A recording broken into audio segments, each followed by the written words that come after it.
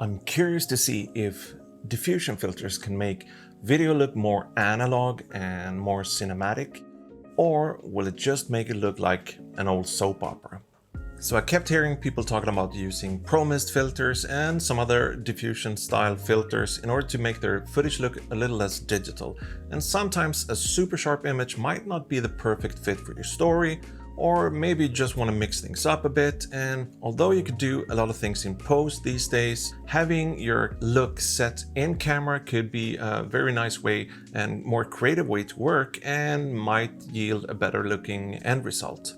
So that's one of the reasons why I really wanted to try one of these Pro Mist filters. And I shoot the majority of my stuff on my Fujifilm X-T4 along with my Sigma 1835, and both of those are known to produce some pretty sharp images. And later in this video I'll tell you why I went with the 1/8 density Pro Mist filter. But first, let's take a look at some samples.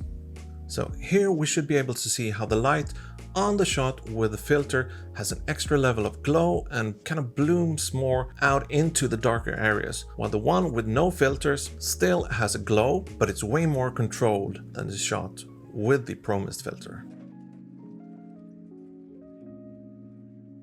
So these filters work by diffusing or spreading out the highlights, making the light appear softer.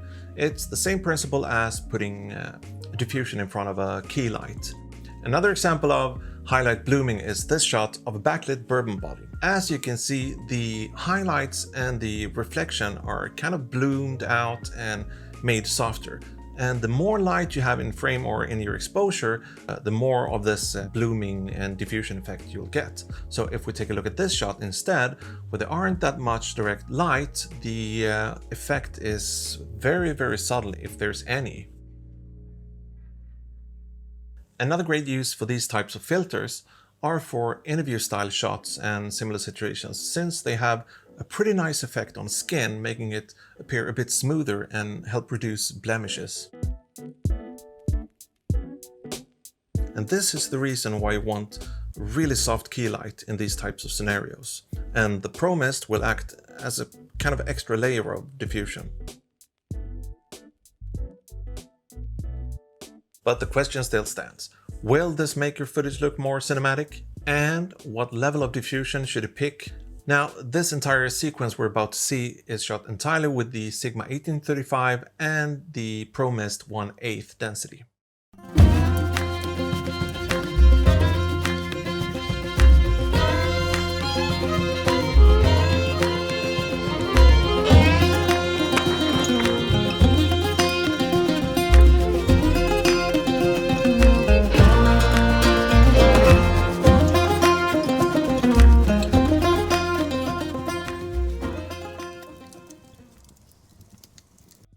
So I'm gonna let you decide what you think, if it looks cinematic or not cinematic.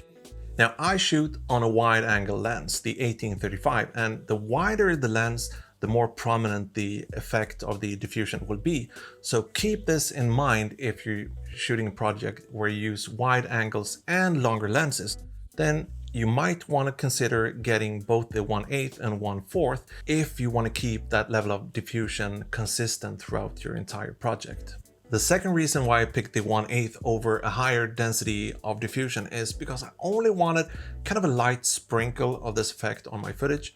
And if the effect is light enough and not overly dramatic, then maybe I could keep this filter on my lens for the majority of the things I shoot.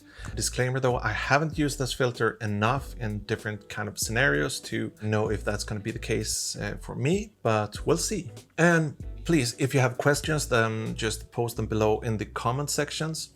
Apart from that, I just want to thank you for watching, and I hope you found this video inspirational or informative. And if you did, then please consider subscribing to my channel and giving this video a big thumbs up. Okay, well, I guess that's it. See you guys in the next one. Bye!